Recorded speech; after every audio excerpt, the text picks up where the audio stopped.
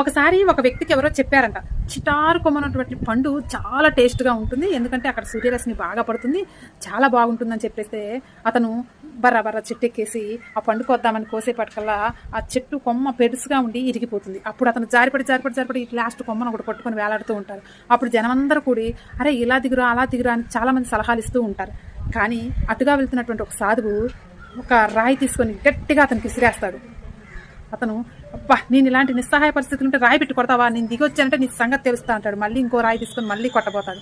అప్పుడు వెంటనే అతను కోపం వచ్చి నన్ను రాళ్లతో కొడతావా, నేనున్న పరిస్థితి ఏంటి, నువ్వు రాయితో కొట్టేది ఏంటి అని చెప్పేసి వేరే కొమ్మను పట్టుకుని బరబర జారుకుంటూ దిగి రాబోతూ ఉంటే సాధువు నెమ్మదిగా నడుచుకుంటూ వెళ్తాడు. అతను వెంట నేను అలాంటి పరిస్థితులు ఉంటే నన్ను రాళ్ళు పెట్టి కొడతావా, నీ సంగతి చెప్తా ఉండు అనుకుంటా ఈ సాధు వెంట పడి వెళ్తూ ఉంటే మధ్యలో ఒక పెద్ద మనిషి ఎదురయ్యి ఏంటి ఏమైంది అని అడిగితే ఇట్లా నేను అంత పరిస్థితిలో ఉంటే ఇలా చేశాడు అని చెప్తే, అరే పిచ్చోడా మేమందరం ఎలా దిగాలో అని సలహాలు మాత్రమే ఇచ్చాము, అతను చేసిన పని వల్లే నువ్వు జాగ్రత్తగా దిగి వచ్చావు, అతను ప్రాక్టికల్గా చేసి చూపించాడు, నీ మంచి కోసమే చెప్పాడు, అర్థం చేసుకోరా పిచ్చోడా అని చెప్తారు.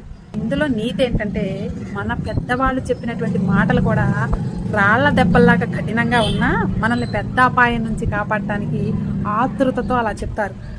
ఇది అర్థం చేసుకొని వ్యవహరించే వాళ్ళ పిల్లల జీవితాలు ధన్యం.